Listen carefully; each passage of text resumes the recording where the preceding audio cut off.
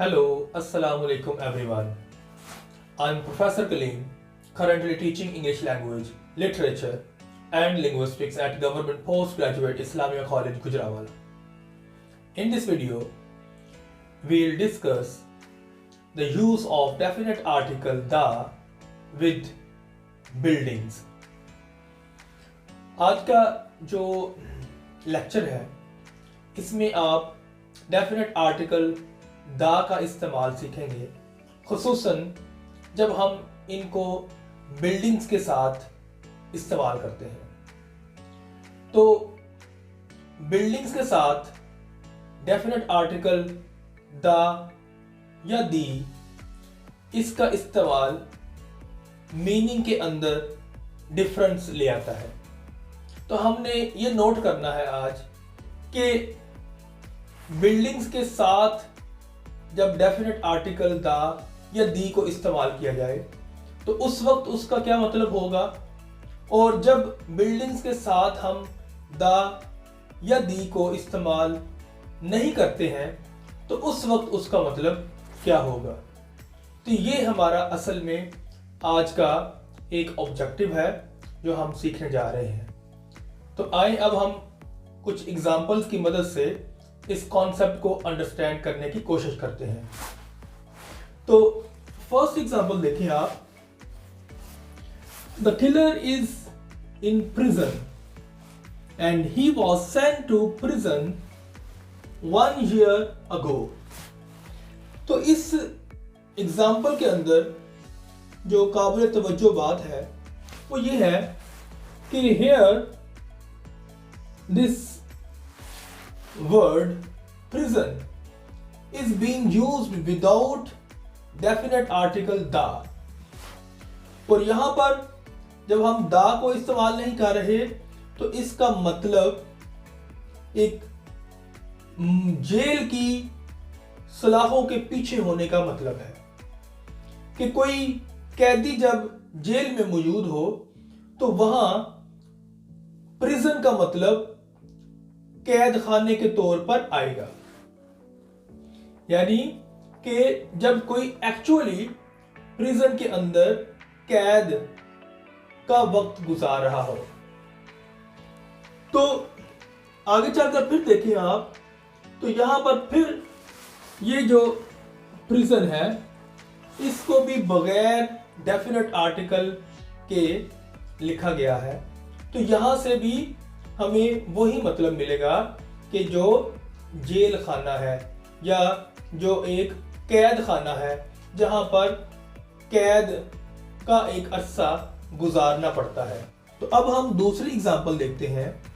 तो यहां पर मैंने लिखा हुआ है the father is in the prison and he has gone to the prison to visit his son. तो यहां पर इस सेंटेंस से हमें यह पता चलता है कि वालिद अपने बेटे को मिलने के लिए एक जेल में गया है।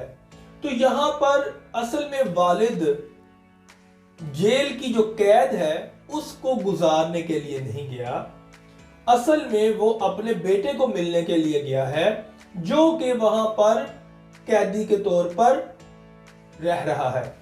तो यहां से इस सेंटेंस के अंदर जब हमने यहां प्रिजन से पहले दा का इस्तेमाल किया तो यहां पर हम प्रिजन को एज अ बिल्डिंग ले रहे हैं। तो आगे चलकर भी हमने द प्रिजन लिखा तो यहां पर भी हम उसको जस्ट एज अ बिल्डिंग के तौर पर इस्तेमाल करते हुए वालिद का वहां पर जाना शो कर रहे हैं जो कि असल में बतौर कैदी नहीं है वहां पर, बल्कि वो एक विजिटर के तौर पर अपने बेटे को मिलने के लिए जाता है। तो लिहाजा यहां से आपको ये बात क्लियर होनी चाहिए कि जब डेफिनेट आर्टिकल दा का इस्तेमाल कुछ बिल्डिंग के साथ किया जाए तो उस वक्त वो बतौर इमारत के मीनिंग में इस्तेमाल होता है। यानी कि डेफिनेट आर्टिकल एक बिल्डिंग का मतलब देने के लिए इस्तेमाल किया जाता है, जबकि जब उसी बिल्डिंग का कोई एक फंक्शन या उसकी जो सर्विस है वो मीनिंग के तौर पर लेनी हो तो फिर हम वहां पर द या दी का इस्तेमाल नहीं करते हैं। आगे देखें next example, school starts at 7:30 के यहां पर आप नोट करें तो ये स्कूल जो है, स्कूल को हमने विदाउट डेफिनेट आर्टिकल दा के यहां पर लिखा हुआ है। तो यहां पर जब डेफिनेट आर्टिकल दा का इस्तेमाल नहीं हो रहा तो यहां पर इससे मुराद है कि स्कूल की जो सरगर्मियां हैं, स्कूल की जो एक्टिविटीज हैं, वो असल में सुबह 7:30 बजे शुरू हो जाती है। तो यहां पर स्कूल की एक जो सर्विस है उसका जिक्र हुआ। तो लिहाजा आपने याद रखना है कि जब हम डेफिनेट आर्टिकल दा का इस्तेमाल नहीं करते तो असल में हम उस इमारत का जो एक फंक्शन होता है या उसकी जो एक सर्विस होती है उसके हवाले से उस वक्त हम बात कर रहे होते हैं। तो दूसरी तरफ एक और एग्जांपल है इसी से रिलेटेड, तो वहां पर दा का इस्तेमाल होगा स्कूल से पहले तो उसका मतलब बदल जाएगा, तो वो बतौर बिल्डिंग के मतलब में सामने आएगा। जैसे the school is very old, तो यहां पर अब वो स्कूल जो है वो एज अ बिल्डिंग इस्तेमाल हो रहा है और वो एज अ बिल्डिंग एक पुराना स्कूल है। तो फिर यहां से बात क्लियर हुई कि जब आपने बिल्डिंग या इमारत का मतलब देना हो तो उस वक्त आप डेफिनेट आर्टिकल दा या दी का इस्तेमाल उस स्पेसिफिक बिल्डिंग के शुरू में करते हैं। तो नेक्स्ट एग्जांपल देखें, ईसा इज एट कॉलेज। अब यहां पर ईसा का जिक्र हो रहा है जो कि एक स्टूडेंट है, वो वहां पर कॉलेज में पढ़ने के लिए मौजूद है। तो कॉलेज की जो सर्विस है पढ़ाने की वो लेने के लिए जब वो वहां पर गया हुआ है तो उस वक्त हम कॉलेज से पहले डेफिनेट आर्टिकल दा या दी का इस्तेमाल नहीं करते। तो लिहाजा यहां से हमें यह पता चला कि इस वक्त ये जो कॉलेज है, ये वर्ड जब उससे पहले हम डेफिनेट आर्टिकल दा का इस्तेमाल नहीं कर रहे तो उस वक्त ये अपनी एक सर्विस का जिक्र कर रहा है जो कि वहां पर पढ़ाने के लिहाज से है और वहां पर जो पढ़ने के लिए मौजूद है वो ईसा है और वो वहां पर एज अ स्टूडेंट शो हो रहा है। तो नेक्स्ट एग्जांपल इससे जुड़ी हुई देखें, the annual meeting was at the college. अब यहां पर हमने ये दा का इस्तेमाल किया है, तो ये दा जो है ये कॉलेज से पहले है, तो ये आपने एक डेफिनेट आर्टिकल को इस्तेमाल कर लिया। तो यहां पर अब ये उस इमारत का मतलब दे रहा है। यहां पर डेफिनेट आर्टिकल वो जो कॉलेज की बिल्डिंग है उसके मतलब को अया कर रहा है कि कॉलेज की बिल्डिंग में ही जो सालाना मीटिंग होती है वो वहां पर तय की गई, वहां पर रखी गई। तो लिहाजा यहां पर मतलब कुछ और है इस फिक्रे के अंदर और यहां पर मतलब कॉलेज का कुछ और है।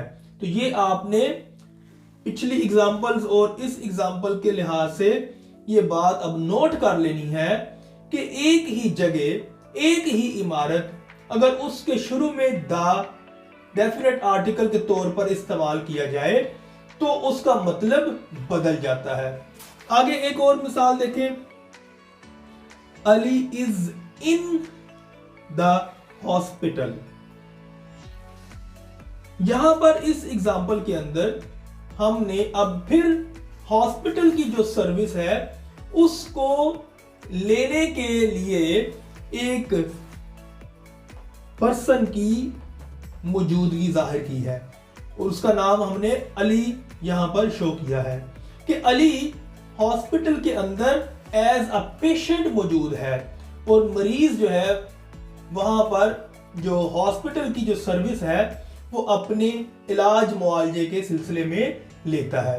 दूसरा सेंटेंस देखें तो यहां पर लिखा हुआ है द पेशेंट्स अटेंडेंट के जो मरीज है उसका जो साथ एक तीमारदार है जो उसका ख्याल रखने वाले शख्स के तौर पर मौजूद है, स्टेड एट द हॉस्पिटल।